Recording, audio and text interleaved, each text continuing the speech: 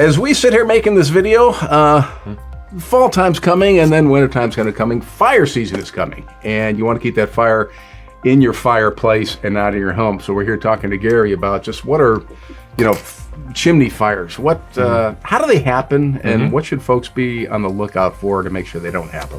We want to keep them inside the fireplace, not just inside the home, but inside the fireplace, inside that liner.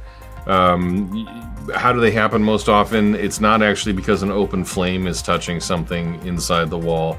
It's the heat going through the wall into something else and then catching it on fire. Wood can pyrolyze or actually turn into almost like a charcoal and dry out and then reach a much lower flash point. It can just go up into flames just from the heat inside the chimney. So there are things that we inspect to make sure that the smoke chamber, the area right above the damper, is parged and insulated properly, to make sure that one, if there's only one layer of bricks there, that's going to be, we're going to make sure that it's safe to use. That's where most of the heat, most of the heat's going to be from a fire, right? Right above it there, right above the intense. damper. Yeah, and that's where most fires start.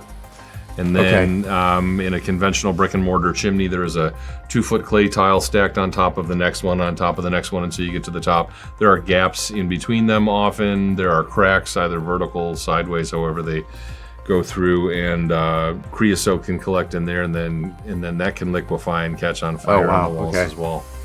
So obviously having an inspection once a year is probably a good idea by a professional, such as you guys. Is there anything a homeowner can do in between that, is there anything, would there be anything they might notice that goes, this might be, or does it need a professional eye? You really need a professional eye on it, yeah. because I thought of a whole bunch of things when you asked me that question. Like maybe there's an odor. Well, sometimes there is, but sometimes that's due to a negative pressure in the home. Could be so many things going on there. Yeah. So unless you get a trained eye out there, a certified chimney professional to see what's going on, you just don't know. Can't know. So probably once a year, it's good to get your fireplace inspected, and why not get it cleaned at the same time? Why not? I know you guys have some really neat cameras that go down there and take a look and all that. Yeah. So you need a professional. Century Chimney, they're a really good professional.